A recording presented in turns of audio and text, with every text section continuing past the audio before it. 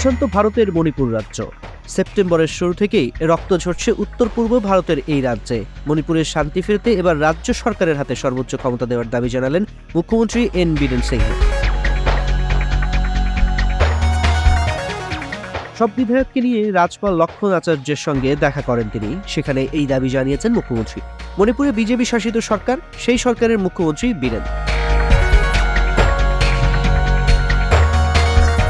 গত বছর মে মাস থেকে উত্তপ্ত মণিপুর শান্তি ফেরাতে বারবার পদক্ষেপ নিয়েছে কেন্দ্রীয় সরকার। বর্তমানে কেন্দ্রীয় স্বরাষ্ট্র মন্ত্রণালয়ের নেতৃত্বাধীন নিরাপত্তা বাহিনী মণিপুরে শান্তি ফেরানোর দায়িত্বে আছে। তবে মুখ্যমন্ত্রী চান রাজ্যের হাতে দায়িত্ব দেওয়া হোক। প্রথমে ড্রোন হামলা, তারপরে রকেট। গত এক সপ্তাহে মণিপুরে এই জোড়া হামলা ঘুম পেয়েছে নিরাপত্তা বাহিনী। এই পরিস্থিতিতে শনিবার থেকে চিরুনি তল্লাশি শুরু করেছে মণিপুর পুলিশ ও কেন্দ্রীয় বাহিনী।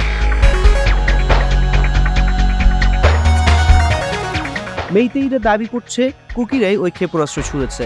পুলিশের দাবি স্থানীয়দের তৈরি হলেও উন্নত প্রযুক্তির এই ক্ষেপণাস্ত্র 3 কিলোমিটার পথ পাড়ি দিয়ে আঘাত হানতে পারে। কুকিরা অবশ্য কয়েকটি ভিডিও প্রকাশ করে পাল্টা দাবি করে মেইতেই সশস্ত্র বাহিনী আরামবাই চেঙ্গলের যোদ্ধাদের ছোড়া ক্ষেপণাস্ত্র লক্ষ্যভ্রষ্ট হয়ে মেইতেই এলাকায় আছড়ে পড়ে ওই ঘটনা ঘটে।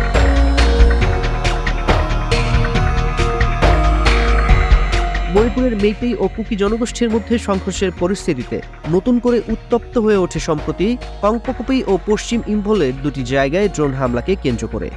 দুটি হামলাই হয়েছিল মেইতেই জনগোষ্ঠী অধ্যুষিত এলাকায়। সেপ্টেম্বর মাসে এখন পর্যন্ত অন্তত 8 জনের মৃত্যু হয়েছে।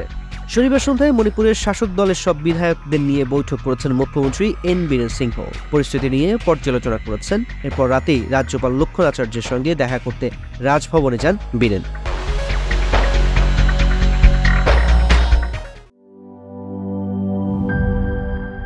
আরএফএল ওয়্যার ড্রপ, এতে ব্যবহৃত ইনসেক্টস রেপিলেন্ট মাস্টার প্যাচ পোকামাকড় থেকে কাপড়কে রাখে সম্পূর্ণ সুরক্ষিত। আরএফএল ওয়্যার ড্রপ, যত্নে থাকুক ভালোবাসা।